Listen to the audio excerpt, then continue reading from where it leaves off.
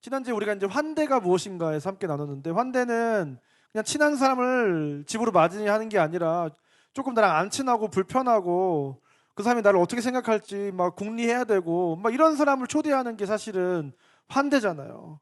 근데 그들이 우리 집으로 들어오고 우리와 같이 식사하는 그런 식구가 된다? 이거는 사실 생각보다 쉬운 일은 아니더라는 거예요. 그런데 성경에서는 계속해서 이 성경 구약에서부터 이 신약에 이르기까지 환대라는 주제를 굉장히 중요하게 생각하더라는 거예요. 여러분, 클레멘스 1서라는 이제 1세기 말에 보내진 고린도 교회에 보내진 편지가 있는데요. 원래 고린도 전서는 어떻게 쓰여진 거예요? 고린도 교회 교인들이 은혜의 복음이 선포되니까 막 자유가 선포되니까 완전 방만해지고 자기 멋대로 하고 막 서로 당을 지어가지고 싸우고 갈등하고 막 분리되고 난리도 아니니까 사도 바울이 편지를 보내서 너희들 그렇게 하면 안 된다 하면서 타이르면서 가르친 게 고린도 전서란 말이에요. 그런데 그때 당시에 고린도 교회가 큰 문제가 있었는데 1세기 말에도 또 문제가 있었다는 거예요. 그러니까 이 교회가 주님 오시는 그날까지 사실은 이 교회는 계속 같은 실수를 반복하고 같은 연약함이 계속 노출이 되는 거예요. 그래서 1세기 말에도 파벌 싸움과 분쟁과 갈등들이 계속 야기되니까 이제 보내진 편지가 이 클레멘스 1서인데, 이 클레멘스 1서에서 우리에게 가르치는 것이 무엇이냐면, 너희가 이제 본받아야 될 모델이 누구냐, 이 고린도 교회야 그만 싸우고 너네가 이제 누구를 본받으라 라고 하면서 본받아야 될 세 명을 얘기하는데, 그게 아브라함과 롯과 기생 라합입니다. 왜 클레멘스 1서에서 아브라함과 롯과 기생 라합을 본받으라고 했을까요? 클레멘스 1서는 이렇게 이야기를 하는데요. 그들이 환대함으로 구원을 받았기 때문에 그들을 본받으라 라고 이야기를 하더라는 거예요. 여러분, 우리는 아브라함 하면 뭐라고 생각해요? 믿음의 조상. 아브라함은 믿음이지 무슨 환대야 이렇게 생각을 하잖아요. 아브라함은 믿음으로 갈 바를 알지 못하고 지시할 땅으로 가가지고 복을 받고 복의 근원이 된 믿음의 조상이 바로 아브라함 아닙니까? 그런데 클레멘스 1서는 아브라함을 정확하게 뭐라고 묘사했냐면 그 믿음과 환대로 구원을 받았다. 아브라함은 믿음으로 구원받은 게 아니라 그 믿음과 환대로 구원을 받았다고 정확하게 서술을 하고 있다는 거예요. 그럼 믿음은 믿음인데 왜 환대로 구원을 받았는가? 이 창세기 15장을 보면 아브라함과 이 하나님이 언약을 맺으시는 장면이 등장을 하는데요. 창세기 15장 2절부터 3절을 보니까 아브라함이 막 하나님한테 항변을 하는 거, 하나님 뭐 저랑 언약을 맺으시고 뭐 축복하시고 저에게 많은 걸 주셔봤자 뭐합니까? 무엇을 주시겠습니까? 나는 자식이 없사오니. 이 뭐예요? 백날 내가 축복을 받아봤자 물려줄 자식이 없으면 무슨 소용이냐. 하나님께 막 따지기 시작했습니다. 주께서 내게 씨를 주지 아니하셨으니 내 집에서 길린 자 다메섹 사람 엘리에셀이나 이 내 재산을 상속받게 될 텐데 나는 상속할 사람도 없고 뭐 믿음의 조상이고 축복받아서 뭐합니까? 막 이러고 있는 거예요. 그러니까 4절과 5절에서 이제 하나님께 말씀하십니다. 그 사람이 네 생족자가 아니라 다메섹 사람 엘리에셀이 너의 상속자가 아니라 내 몸에서 날 자가 너의 상속자가 될 것이다. 그를 이끌고 밖으로 나가 이르시되 하늘을 우러러 무별을 바라보라. 이게 셀 수 있냐? 여러분, 어르신들 예전에 어렸을 때 하늘이 얼마나 맑고 별이 많았어요. 근데 수천 년 전에는 별이 얼마나 더 잘 보였겠어요. 하늘을 우러러 별을 세어보라. 너의 자손이 이거보다 더 많게 될 것이다. 이와 같이 될 것이다. 이렇게 말씀을 하시는 겁니다. 여러분, 여기서 이제 내게 씨를 주지 않으셨다. 내 자손이 될 것이다. 자손이 이와 같이 될 것이다 할 때 이 씨와 자손은 같은 단어예요. 헬라 같은 단어인데 한국에서 번역을 두 가지로 이제 나눠서 한 건데요. 근데 결국 그래서 이제 6절에 아브라함이 그걸 받아들였습니다. 아, 하나님께서 나에게 씨를 주시겠구나. 내 자손을 허락하시겠구나. 하고 믿으니 어떻게 됐다고요? 아브라함이 여호와를 믿으니 여호와께서 이를 그의 의로 여기시고 믿음으로 말미암아 의롭다 하심을 받아서 아브라함은 구원에 이른 게 너무나도 분명하죠. 믿음으로 의롭게 된 거지. 근데 여기에 환대라는 키워드가 마치 세트처럼 묶여 있다는 사실을 우리는 지금까지 너무 간과했다는 사실입니다. 여러분 15장에서 아브라함과 언약을 맺으시기 전에 그리고 맺고 난 후에 무엇이 있는 줄 아세요? 14장을 보니까 환대 사건 하나가 등장을 합니다. 아브라함이 이제 조카 롯을 도와가지고 어려움에 처한 조카 롯을 도와가지고 싸움에서 승리를 하고 막 전리품을 챙겨서 돌아오는데 그때 마중 나온 사람이 있더라는 거예요. 그게 누구냐고 보니까 14장 18절에 살렘왕 멜기세덱이 떡과 포도주를 가지고 나왔어요. 여러분 살렘, 시옷과 리을이 들어가면 뭐라고 생각해야 돼요? 예전에 솔로몬은 뭐다? 솔로? 평강. 그러니까 이 살렘왕이라는 건 뭐예요? 평화의 왕 멜기세덱이었다. 여러분 예전에 솔로몬이 누구를 예표하는 존재라고 얘기했습니까? 예수님을 예표하는 평화의 왕이신 평강의 왕이신 예수님을 예표하는 존재라고 했는데 이 창세기 14장에 등장하는 이 멜기세덱은 장차 오실 지극히 높으신 하나님의 제사장, 유일한 제사장, 참 제사장, 히브리에서 얘기하는 유일하고 참된 제사장이신 예수 그리스도를 예표하는 자가 바로 이 멜기세덱인 거예요. 근데 이 멜기세덱이 뭘 가지고 온 거예요? 지금 아브라함이 전쟁에서 승리하고 돌아올 때 그를 맞이하고 환대하면서 뭘 가지고 왔다고요? 떡과 포도주를 가지고 왔다는 거예요. 아브라함을 지금 환대하는 장면이 등장을 하고 있습니다. 여러분 떡과 포도주로 환대하는 장면 어디를 생각할 수 있는 거예요? 마치 최후의 만찬에서 예수님이 떡을 떼사 축사하시고 잔을 가지사 축사를 하시고 그래서 이 살렘왕 멜기세덱도 떡과 포도주로 환대한 다음에 축사를 하시는데 그가 아브라함에게 축복하이르되 천지의 주제시요 지극히 높으신 하나님이시여 아브라함에게 복을 주시옵소서 너희 대적을 내 손에 붙이신 지극히 높으신 하나님을 찬송할지로다 하고 아브라함이 그때 멜기세덱에게 11조를 준 것을 우리가 기억해서 지금 교회는 지금 11조의 전통을 오늘날까지 지키고 있는 것입니다. 여러분 이렇게 이 살렘왕 멜기세덱은 아브라함을 환대하는 자로서 아브라함을 맞이했다는 거예요. 그리고 15장에 믿음으로 의에 이르고 구원을 받은 아브라함의 그 구원 역사가 지금 15장에 기록되어 있는데 그것을 중심으로 14장에 아브라함이 환대받는 사건이 있었고 18장에서는 지난주에 우리가 얘기했던 아브라함이 그 새 천사를 환대하는 장면이 등장하고 있다는 거예요. 이 믿음을 둘러싸고 있는 이 환대 사건이 이 아브라함 구원 이야기의 핵심이라는 거예요.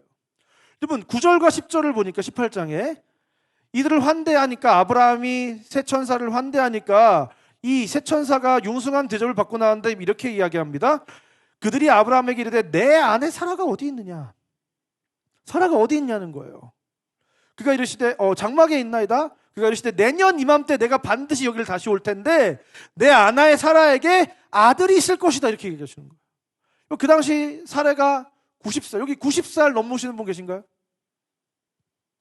한 분도 안 계시죠. 이 일부 때는 계셨는데 부끄러우신지 손을 안 계시더라고요. 근데 사라가 90살, 아브라함이 100살. 애를 낳을 수 있어요, 없어요? 절대 없잖아요. 11절과 12절에 어떻게 묘사하고 있습니까? 아브라함과 사라는 나이가 많아 늙었고 사라에게는 여성의 생리가 끊어졌느니라. 나이가 많았고 생리가 더 끊어졌는데 어떻게 임신을 할 수가 있는 거예요? 그러니까 사라가 어떻게 했다고 속으로 묻고 이러되 웃었다는 거예요. 내가 노쇠하였고 내 주인도 늙었으니 내게 무슨 즐거움이 있으리요 하면서 비웃었어요. 그때 여호와께서 다시 아브라함에게 이렇게 말씀하십니다. 사라가 왜 웃으며 이르기를 내가 늙었거늘 어떻게 아들을 낳으리요 하느냐? 어떻게 여호와께서 말씀하신 건데 이 세 천사 중에 2명은 천사였고 1명은 알고 보니까 여호와 하나님이었던 거예요. 근데 여호와 하나님이 너가 아들을 낳을 거라고 했으면 그럼 하나님이 기적적인 방법을 통해서 아이를 낳게 하시겠구나 생각을 해야 되는데 사라가 웃었다는 거예요. 그러면 사실 말씀이 뭐 여호와께 능하지 못한 일이 있겠느냐? 기한이 이를 때 내가 내게로 돌아오리니 사라에게 아들이 있으리라 다시 확언을 하셨다는 거예요. 그런데 이렇게 해서 태어난 아들의 이름이 누구예요? 이삭, 웃음이라는 뜻을 가진 아들을 그래서 낳게 된 겁니다. 여러분 잘 보세요. 아브라함의 믿음은 환대라는 키워드와 굉장히 밀접한 관계가 있고 연속선상에서 일어나는 일들이라는 거예요. 14장에서 멜기세덱에게 먼저 아브라함이 환대를 받았고 믿음으로 말미암아 아브라함이 의롭다 하심을 얻어 구원을 얻게 되었고, 그리고 나서 18장에는 아브라함이 결국 환대를 베풀게 되는, 환대를 받고 구원을 받아 환대를 베풀게 되는 것이 이 구원의 세트라는 거예요. 그러니까 믿음과 영접은 한 세트로 묶어져 있다는 거죠. 여러분, 그런데 더 놀라운 것은 무엇입니까? 아브라함이 결국 환대를 베풀었을 때 그때 비로소 어떤 일이 벌어지는 거예요? 15장에 약속했던 너에게 씨를 주어서 너가 하늘의 별과 같이 많은 자손을 얻게 될 것이라는 그 약속이, 그 새 천사를 환대할 때, 환대하고 난 직후에 새 천사가 아브라함에게 사라가 어디 있느냐 묻고 내년 이맘때 바로 그 첫 시작의 씨앗을 너희가 갖게 될 것이다라는 확언을 받게 됐다는 겁니다. 여러분, 이 환대로 말미암아 불가능한 씨가 탄생하는 축복을 누리게 된다는 거예요. 근데 아브라함 뭐라고 했어요? 씨를 안 주시니까 기른 자가 내 상속자가 될 것입니다. 이렇게 뭐라고 왜 말이 안 나와요? 불평불만을 한 거잖아요. 여러분, 내 자손이, 내 씨가 하늘의 별과 같이 많게 될 것이다. 여기서 신학적으로 이 씨라는 단어가 굉장히 중요한데요. 나중에 성경에서 표현할 때 이 씨라는 단어를 다시 어디서 표현하냐면 예수 그리스도가 다윗의 씨로 오게 될 것이다 라고 말씀하거든요. 여러분, 이 아브라함이 만약에 이 순간에 그들을 천사를 환대함으로 씨를 얻지 못하면 어떻게 되는 거예요? 아브라함의 자손인 다윗의 자손인 예수 그리스도가 탄생할 수 있습니까? 없습니까? 없다는 거예요. 여러분, 결국 이 환대로 말미암은 구원으로 말미암아 결국 온 인류의 구원이 이루어졌다는 거예요. 여러분, 결국 이 온 민족, 온 열방, 모든 사람의 구원 계획에는 무엇을 시작으로 그것이 가능해졌다는 거예요? 아브라함의 환대 사건으로 말미암아 그 놀라운 인류 구원의 역사가 시작될 수 있었다는 겁니다.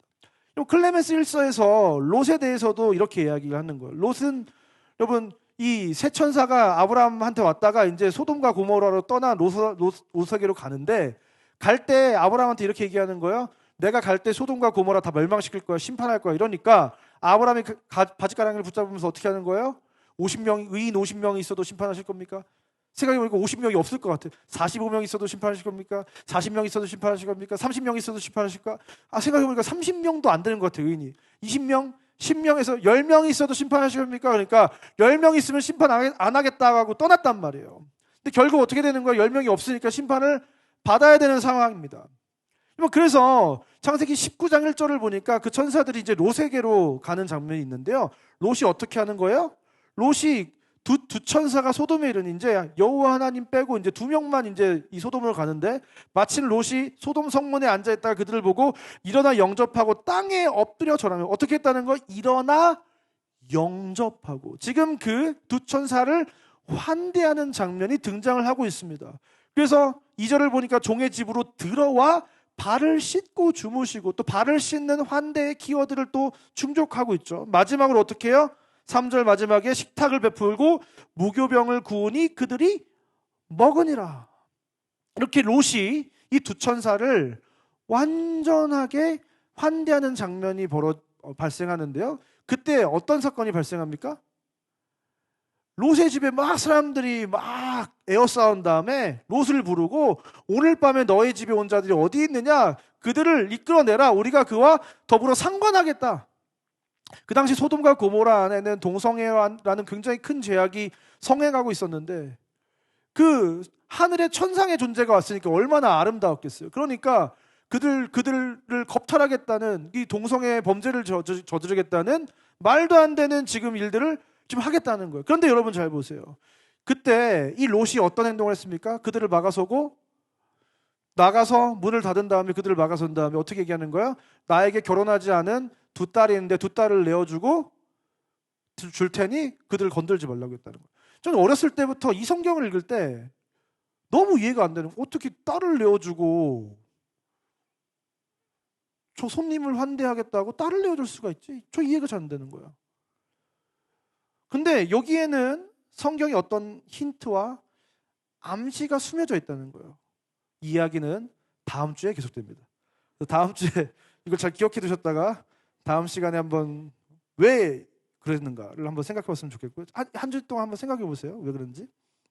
그런데 이 소돔은 어떻게 구원을 받아야 되는 거예요? 10명의 의인이 있으면 이제 구원을 받을 수 있겠죠. 근데 10명의 의인이 있었어요? 없어요? 없었단 말이에요. 물론 롯은 그 소돔에 있는 다른 사람들보다 상대적으로 의인이었을 수 있겠죠. 그렇다고 해도 롯이 소돔에 있는 한 소돔은 심판을 피할 수 없었기 때문에 롯도 죽음을 당해야 안 돼요. 왜냐하면 10명 언더니까. 롯도 죽어야 되는 거예요. 그런데 그 와중에 소돔이 멸망하는 와중에 롯은 구원을 받고 소돔의 사람들은 왜 구원을 못 받은 거예요? 롯은 그들을 환대했고 소돔에 사는 많은 사람들은 그들을 환대하지 않았다는 거예요. 이런 믿음으로 의롭다 하심을 받는다는 것의 다른 표현은 환대한다는 겁니다. 하나님을 영접하는 거예요. 하나님을 마음에 모시는 거예요. 내 삶의 중심으로 받아들이는 겁니다. 여러분, 결국 이 환대는 타인을 기쁨으로 수납하는 것, 영접하는 것, 그것이고 그것은 곧 구원의 본질이더라는 거예요. 기생 라합도 클레멘스에서 이 사람이 믿음과 환대로 구원을 받았다고 하는데 뭐라고 하는 거예요? 히브리서 11장에서 이것을 한 구절로 표현을 하는데요. 히브리서 11장은 무슨 장이에요? 여러분 주일학교 때 배웠죠?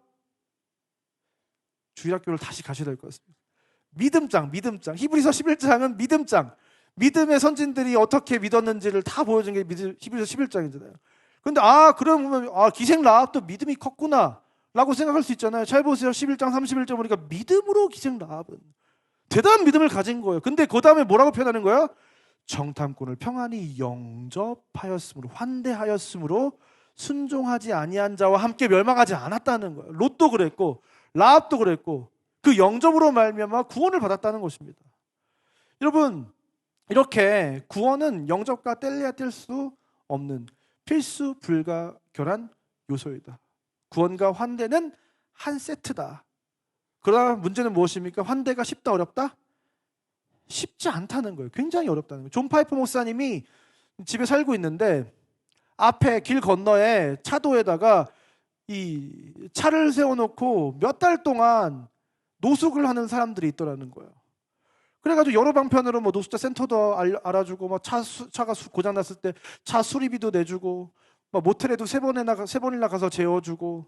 그런데 도움을 막 잘 안 받아들이고, 원래 노숙자분들이 그냥 그 상태에 머물기 원하지 막 도움을 받아서 뭐 변화되고 이런 걸 잘 안 원하잖아요. 그러니까 한 3주 전에도, 일이 발생하기 한 3주 전에도 크리스마스 즈음이 돼가지고 300불이면 한 30몇만 원, 300불 주면서 또 성경도 또 선물하면서 또 따뜻한 크리스마스 보내라고 막 선물도 주고 했는데, 어느 날은 한겨울에 너무 추운 날이더라는 거예요. 그러니까 이 사람들을 보는데 이 사람들을 집으로 들여야 되겠다 이런 생각이 들었다는 거예요. 마침 그 차에서 같이 머물고 있었던 여성은 출산을 3주 앞두고 있었다는 거예요. 막 이러다가 저 사람들이 얼어 죽겠다. 출산을 3주 앞둔 여인이 저 자동차에서 바깥에서 자서 되겠냐. 이날은 뭐 모텔을 데려가는 것도 아니고 우리 집에 들어야 되겠다 이런 마음이 딱 들었다는 거예요. 그래서 여러분, 아내한테 딱 이야기를 합니다. 아내, 지금 저들을 저렇게 내가 두고 잠을 잘 수 없을 것 같은데 저들을 데려오면 안 되겠습니다. 여러분 같으면 어떻게 하겠어요? 남편이 갑자기 지나가던 노숙자를 데려가지고 제가 마음이 밟혀가지고 이 사람들을 우리 집으로 데려와야 되겠다면 어떻게 하겠어요? 저도 잘 용납이 안 될 것 같아요. 저도 사실 쉬운 일이 아니라는 거, 사실 환대라는 게. 근데 이제 또 이 존평화 목사님이 사실은 막 말씀을 가지고 겁박하면서 성경을 막 구절을 대면서 우리가 이렇게 환대해야 될 것 같은데 환대하면 안 되겠냐 했더니 또 사모님께서 또 흔쾌히 수락을 하셔가지고 데리고 오려고 존팔 목사님이 길 건너가지고 차 문을 두드렸다는 거예요. 추우니까 우리 집으로 들어가자. 근데 막 생각을 하다가 결국 안 간다고 그랬대요. 저기 안 들어가겠다고. 그러니까 존팔 목사님이 너무 마음이 아프더라는 거예요. 두 가지 마음이 들더래요. 처음엔 너무 마음이 아픈 거야. 이 세상이 완전히 망가졌구나. 도움을 주어도 받을 줄도 모르고 저 사람들은 저렇게 노숙자로 평생을 살아야 돼도, 그런데 그들에게 본질적인 도움을 줄 수 없고 너무나 이 세상이 정말로 많이 무너졌다, 망가졌다, 너무 슬픈 마음이 들면서도 자기 스스로에게는 너무나도 기쁜 마음이 들더라는 거예요. 내가 그의 차창을 두드릴 수 있어서 너무 감사하고 내 이기심과 욕심과 두려움을 물리칠 수 있어서 너무나도 기쁘다, 이렇게 생각을 했다는 거예요. 존 파이퍼 목사님도 얘기하는 거예요. 나도 솔직히 이 결정이 쉬운 게 아니었다는 거예요. 마음에 막 갈등하고 내적으로 막 싸우고 해서 이 사람을 집으로 들이기로 했다는 거예요. 그런데 그 이기심과 욕심과 두려움을 떨쳐낼 수 있어서 너무 기뻤다는 거예요.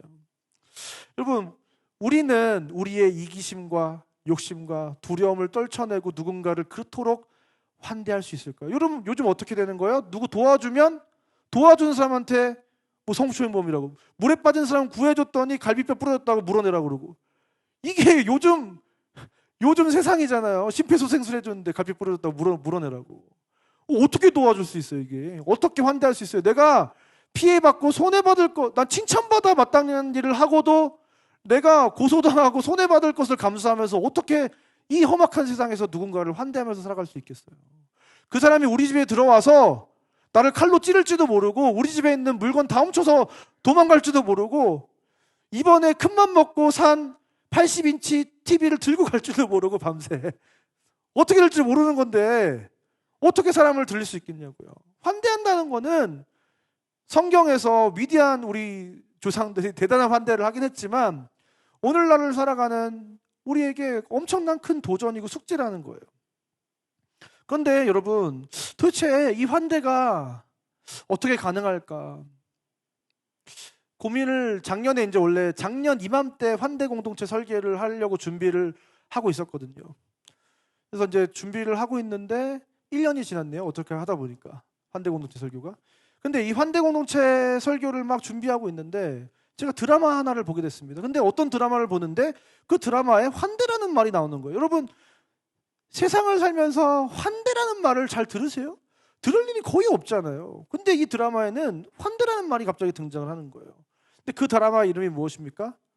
나의 해방일지라는 드라마였어요. 혹시 보신 분 계세요? 나의 해방일지? 보신 분 많이 계신 것 같은데요. 굉장히 치명적인 매력의 구씨라는 사람이 등장합니다. 말이 없고 묵묵히 땀 흘리면서 일을 하면서 맨날 하루 종일 술 먹고 갑자기 시골 마을에 불쑥 찾아와가지고 술 먹고 하루 종일 보내는 미스테리한 사람. 여성분들 미스테리한 사람 좋아하시잖아요. 뭔가 말이 없고. 근데 이 말이 없고 미스테리한 사람이 불쑥 찾아와가지고 막 인생이 다 끝난 사람처럼 막 살아가는 거예요. 근데 그러다가 어느 날 주인공 아버지 인테리어 가게에서 일 좀 도와달라고 하니까 일을 한번 하게 되는 거예요. 그러면서 이제 주인공 여성을 만나게 되는데요. 이 주인공 여성은 경기도 완전 끝자락에서 살면서 서울로 출퇴근을 하는 굉장히 고단한 인생, 3-4시간씩 맨날 이 전철 타고 막 갈아타고 막 하면서 막 출퇴근을 해야 되는 그런 인생을 살고 있었던 여인이었어요. 근데 지하철을 오고 가면서 간판이 보이는데 어떤 교회에서 뭐 좋은 문구 같은 거 막 써놓은 거예요. 그 교회 이름이 해방교회였는데 이 해방교회에서 써놓은 문구가 뭐였냐면 오늘 당신에게 좋은 일이 생길 것입니다. 맨날 오고 가면서 그게 써있는데 인생에 좋은 일이 생겨요, 안 생겨요? 좋은 일이 안 생기는 거예요. 전 남자친구한테 신용대출을 받아서 돈을 빌려줬는데 갑자기 돈을 들고 쳤는데 어디로 쳤나 보니까 전 여자친구한테 쳤네. 뛰어난 능력을 가지고 있어서 사내 공모전 가면 항상 1등을 하는데도 실제로 각 부서에서는 맨날 모함당하고 차별당하고 무시당하고. 그러니까 연미정 씨가 이런 대사를 하는 거예요. 아침 양치할 때부터 왼수 같은 인간들이 머릿속에 찾아와서 지옥이 시작된다는 거야.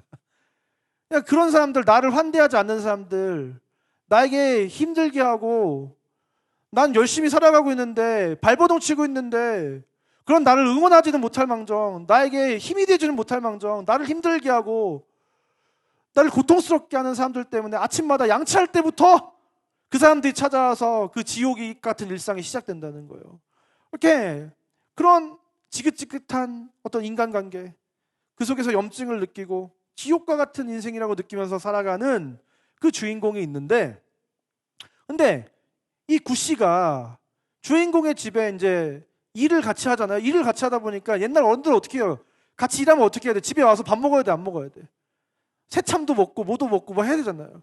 그러니까 맨날 집에 와서 이제 밥 먹기 시작한 거예요, 구씨가. 그래가지고 자꾸 눈에 밟혀. 저 사람 왜 저렇게 사는 거야? 맨날 술이나 먹고. 아니, 이 시골 마을에 왜 들어왔대? 인생 다 끝난 것처럼 맨날 술 먹고 왜 저렇게 사는 거야? 하늘 자꾸 눈에 밟히는 거예요. 어느 날 갑자기 연비장 씨가 구 씨에게 찾아갑니다. 한밤중에.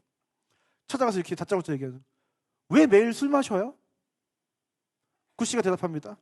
아니면 뭐해? 술 안 마시면 뭐해? 연비장 씨가 이렇게 얘기해요. 할 일 줘요? 술 말고 할 일 줘요? 날 추앙해요.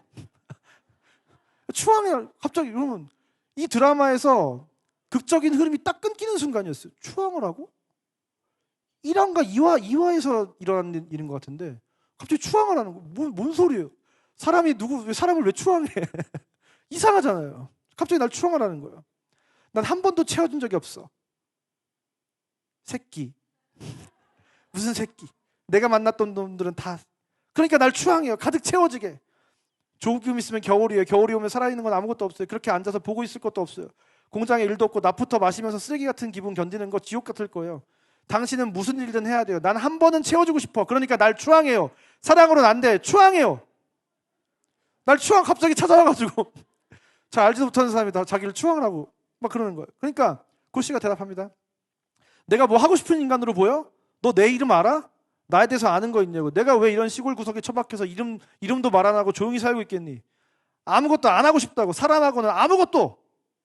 그러면서 나중에 이렇게 얘기합니다. 미안하다. 나도 개새끼라. 죄송합니다. 저긴 안 나왔죠. 제가 여기 참 빨리 지었어야 되는데 1부 때도 실수했는데 똑같은 실수를 반복해요. 사람은. 넌 누구 채워준 적 있어? 이렇게 구씨가 반문을 합니다. 그래놓고 구씨가 집에 들어가서 어떻게 하는 거야? 핸드폰 네이버에 검색해가지고 추앙 검색해봐. 추앙이 뭐지? 추앙을 하는데 추앙이 뭐지? 검색하는 거야. 왜 사랑이 아니라 추앙을 하라고 할까? 사랑은 뭐예요? 동등한 관계에서 서로를 사랑하는 거예요. 나도 사람이고 너도 사람이고, 너가 잘못하면 내가 뭐라고 하고, 너가 잘해주면 내가 칭찬하고, 사랑을 주고 받고, 기브 앤 테이크가 있고, 아무리 대단해봐야 너도 사람이고 나도 사람이고, 그런 게 이제 사랑인 거예요, 사랑. 근데 추앙은 뭐예요? 관계의 격이 다른 거예요. 높이 받들어 우러러 봄, 이게 추앙이에요. 숭배하는 것, 경배하는 것, 예배하는 것, 사실은 하나님한테 하는 게 추앙이거든요. 사람끼리는 잘 쓰지 않는 말이 추앙이에요. 여러분, 추앙이라는 단어 살면서 들은 적 있어요? 추앙 잘 안 듣잖아요, 사실. 드라마를 보면서 사람들이 다 갸우뚱하는 거예요. 이 드라마에서는 3가지 단어가 등장하는데요. 평소에 잘 쓰지 않는 3가지 단어가 등장하는 거예요. 해방, 추앙, 환대. 이 3단어가 등장하는 거예요. 인간은 해방이 필요하고, 해방을 하려면 추앙해야 되고, 추앙하다 보면 환대하게 된다. 이게 이제 이 드라마의 핵심 내용이거든요. 드라마 보면 사람들이 내가 무슨 말을 들으면 갑자기 추앙을 하라고? 그런데 그냥 사랑 가지고 안 된다는 거예요. 사랑 가지고 안 된다는 거예요. 근데 궁극적인 사랑이면 되긴 되는데 사실 우리가 하는 수준의 사랑이라는 게 진짜 사랑이 아니기 때문에 추앙 수준으로 끌어올려야 된다는 거예요. 그냥 적당히 대등한 관계에서 줄 건 주고 받을 건 받고 사랑의 말로만 떠들고 그래놓고 결국 돈 떼먹고 튀고 결국 그 사랑은 비극적으로 끝이 나게 되고 그런 사랑을 하라는 게 아니라는 거예요. 내가 지금까지 사랑해라고 생각했던 그 사랑, 내가 지금까지 받아왔던 그 사랑, 그것 말고 그것보다 더 대단한 사랑을 나한테 해달라는 거예요. 여러분, 이 여인이 이 지긋지긋한 삶에서 해방을 꿈꾸면서 회사에서는 동아리를 만드는데 해방클럽이라는 클럽을 만들어요. 근데 지긋지긋한 인생에서 뭔가 해방돼가지고 행복하고 나도 행복하고 싶고 나도 내 인생에 좋은 일이 일어났으면 좋겠고 그때 해결책이라고 찾은 게 구씨를 찾아가서 나를 추앙해 달라는 거예요. 그러면 난 좀 채워줄 수 있을 것 같다고. 추앙을 어떻게 하냐? 우리도 이제 추앙하라고 하니까 이제 추앙을 네이버에서 찾아본 높이 받들어 우러보면 찾아보는 거죠. 추앙은 도대체 어떻게 하는 것일까? 드라마 마지막이 되면 구씨가 이제 시골 마을을 벗어나서 다시 원래 삶으로 돌아가는데 이렇게 고백을 해요. 정신이 맑으면 지나온 사람들이 우르르 전부 다 몰려와. 죽은 사람도 그렇게 있으면 지쳐. 몸에 썩은 물이 도는 것 같아. 일어나자 마시자. 마시면 이 인간들이 다 사라진다. 결국 술을 다시 마시지 않으면 지나간 과거의 기억 속에서 자기의 심장을 후벼 파는 그 사람들과의 그 안 좋은 기억들이 다 생각나면서 막 그 사람들이 우르르 몰려온다는 거예요. 그러니까 나는 술을 마셔야 된다는 거예요. 근데 그런 이야기를 하면서도 그 연비정 씨를 보면서 웃어요. 구씨가. 그러니까 연비정 씨가 이렇게 대답을 합니다. 아침마다 찾아오는 사람한테 그렇게 웃어. 그렇게 환대해.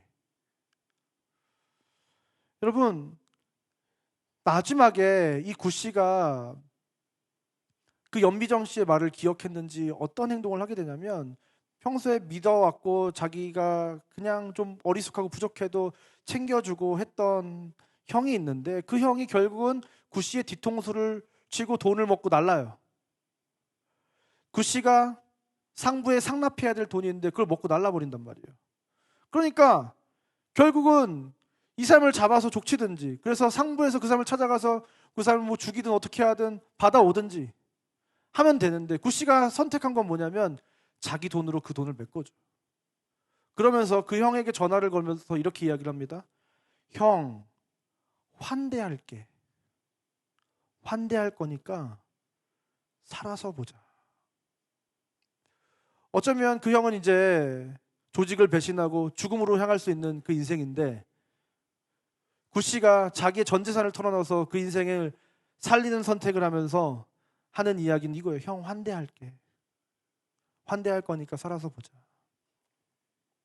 환대는 사실 쉬운 게 아니에요. 내 전 재산 다 털어줘야 그 사람 살릴 수 있으면 내 전 재산 다 털어줘야 되는 게 환대일 수도 있는 거예요. 그러니까 구씨가 그렇게 가방에 돈을 차곡차곡 넣고 가방을 들고 집을 나섭니다.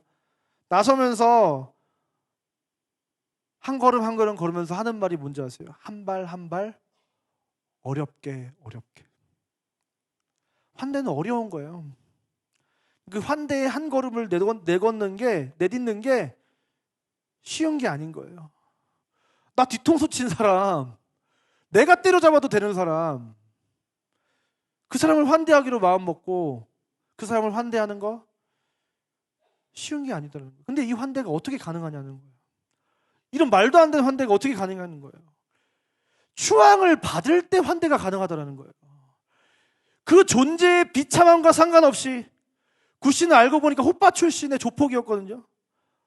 완전 나락 인생을 살아가든, 연미정 씨처럼 정말 내세울 거 없고 시골 출신에 늘 손해보고 살고 늘 눈치 보고 그러면서 상대에게 염증을 느끼고 혐오를 하고 살아가는 인생이든 어떤 존재들과 상관없이 그런 존재들이 서로가 서로를 있는 모습 그대로 영접하고 받아들이고 그 존재 그 자체로 수납하여 사랑할 때, 그 사랑 이상의 사랑, 그 존재와 상관없는 사랑, 매력적인 사람이라서 사랑하는 그런 사랑 말고, 나에게 끌리는 사람이라서 사랑하는 그런 사랑 말고, 완전히 타자이고 나랑 전혀 상관없었던 갑자기 시골에 찾아온 그 남자를 내가 추앙할 때, 여러분 다짜고짜 나를 추앙하라고 막 소리 지르고 난 한 번도 채워진 적이 없다고 나를 추앙하면서 나를 채우라고 했던 그 연미정 씨가 갑자기 어느 날 구씨한테 다시 찾아가서 이렇게 얘기하는 거예요. 혹시 내가 추앙해 줄까요? 그쪽도 채워진 적이 없는 것 같아서 필요하면 말해요. 한번 만들어 보려고요. 그런 사람, 상대방이 이랬다 저랬다 하는 거에 나도 덩달아 이랬다 저랬다 하지 않고 그냥 쭉 좋아해 보려고요. 방향 없이 사람을 상대하는 것보다 훨씬 낫지 않을까? 이젠 다르게 살아보고 싶어요. 이 연미정 씨가 구씨의 인생을 그냥 통째로 자기 인생으로 수납하고 받아들이고 그 인생을 존귀하게 여기고 가치 있게 여기고 그 인생을 추앙할 때 무너졌던 인생, 완전 인생 막바지의 인생, 술로 쪄든 인생이 그의 원수인 존재를 자기 전 세상을 통틀어서 환대하는 환대가 일어나더라는 거예요. 여러분, 연미정 씨가 그냥 나 추앙해줘, 나 채워준 적이 없어 라고 이야기하면서 추앙을 받으려고 할 때는 아무 일도 일어나지 않았는데, 결국 자기가 추앙을 해주었더니 연미정 씨의 인생에서도 추앙했을 뿐인데, 환대했을 뿐인데 그 환대의 능력이 자기에 나타나더라는 거예요. 환대하고 환대를 받는 그 상호적인 작용 안에 엄청난 구원과 은혜와 회복과 묶인 것이 풀리는 것과 이 억압과 눌린 것들이 해방되는 일들이, 그 은혜의 환대의 선대가 설포될 때 묶인 자가 노임을 얻는 이 해방의 역사, 죄와 사망의 저주 아래 있었던 그 묶였던 모든 것들이 해방되는 역사가, 그 저주 아래서 사단의 그 통치 아래 있었던 우리의 그 억눌림이 해방되는 역사가 있었던 것처럼, 아브라함이 환대를 받고 환대를 하는 그 구원 가운데 놀라운 구원의 역사가 나타나는 것처럼, 저와 여러분의 예수 그리스도를 믿음으로 수납했다면 우리를 먼저 수납하신 예수 그리스도의 은혜와 앞으로 우리는 누군가를 또한 수납해내는 그 놀라운 환대를 통해서 그 구원의 역사, 환대의 역사, 해방의 역사가 일어난다는 것입니다. 여러분, 저와 여러분은 그 추앙을 예수 그리스도로부터 먼저 받은 자인 줄 믿습니다. 저와 여러분이 어떤 존재든지 상관없이 추악하고 못나고 미성숙하고 늘 상처 주고 예수를 배신하고 기억하지 않고 늘 자기밖에 모르는 이기적인 모습으로 우리가 살아가지만, 그럼에도 불구하고 하나님은 우리를 수납하되 그가 너로 인하여 기쁨을 이기지 못하시며 그가 너를 잠잠히 사랑하시며 너로 말미암아 즐거이 부르며 기뻐하시라. 날마다 그런 우리의 존재에도 불구하고 우리를 수납하여 콧노래를 부르며 우리를 향한 사랑을 고백하시는 그 환대를 오늘 지금도 받고 있는 것이 저와 여러분인 줄 믿습니다. 맹목적인 사랑, 무한한 사랑으로 우리를 추앙하고 계시다는 거예요. 하나님이 우리의 존재와 상관없는 사랑, 거의 추앙의 수준으로 해야 하는 그 사랑을 우리에게 베풀어 주고 계시다는 겁니다. 여러분, 저와 여러분은 구시처럼 그 추앙을, 그 환대를 받았기 때문에 누군가를 환대할 수 있는 존재가 될 수 있는 줄 믿습니다. 사랑하는 상고계 성도 여러분, 혹시 인간관계에 지치고 환멸을 느끼고 염증을 느끼고 내 인생은 정말 해방이 필요하다고, 이 지긋지긋한 인생에 정말 돌파구가 필요하다고, 나도 행복해보고 싶다고, 나의 인생에도 좋은 일이 생겼으면 좋겠다고, 나를 추앙해달라고 소리치고 싶으신 분이 계십니까? 난 한 번도 채워준 적이 없으니 당신이 나를 추앙해달라고 소리 지르고 싶으신 분이 계십니까? 그 연미정 씨가 추앙해달라고 난 채워진 적이 없다고 소리쳤지만 결국 추앙을 받을 때가 아니라 추앙할 때 그 구원과 해방을 경험할 수 있었던 것처럼, 오늘 이 시간 내 인생에 사랑할 수 없는 한 사람, 환대할 수 없는 한 사람, 도무지 함께할 수 없다고 생각되는 그 한 사람, 그 사람을 추앙하고 환대하는 그 인생을 향한 예수 그리스도의 환대에 나도 함께 동참하셔서 나도 해방을 얻고 그 사람도 해방을 얻는 놀라운 환대의 역사를 경험하는 저와 여러분 되시기를 주님의 이름으로 축원드립니다. 시간 다 같이 자리에 나셔서 우리 옆자리에 계신 서로를 환대하는 마음으로 이 찬양을 함께 고백했으면 좋겠습니다. 날 사랑하신 주님의 그 큰 사랑으로 내 안에 계신 예수님의 그 사랑으로 당신을 사랑합니다.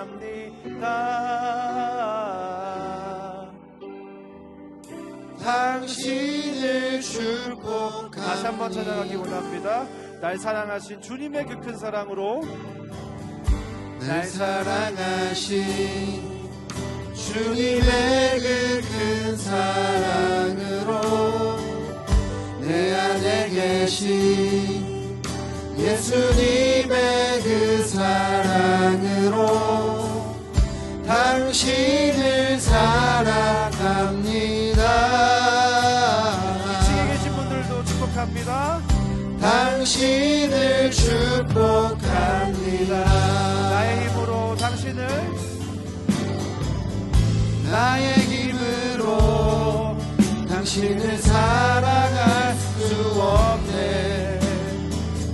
나의 가진 모든 것으로 당신을 축복할 수 없지만 주님이 주신 크고도 놀라우신 그 사랑으로 당신을 사랑합니다.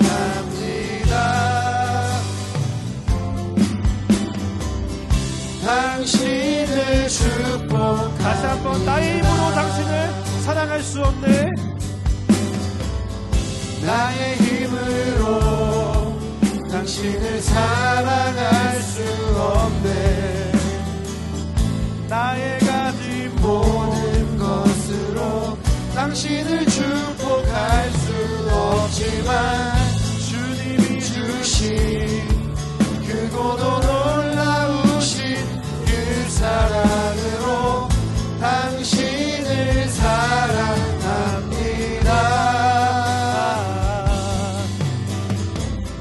당신을 축복합니다. 한 번 더 인사해볼까요? 당신을 환대하겠습니다.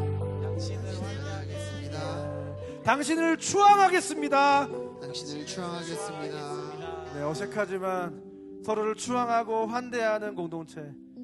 내가 먼저 누군가를 추앙함으로 나도 그 추앙으로 인한 환대의 은혜를 경험하고 상대도 환대의 은혜를 경험하는 놀라운 환대 역사를 이루는 우리 상곡교회 우리 모든 성도님 되시기를 주님의 이름으로 축원드립니다.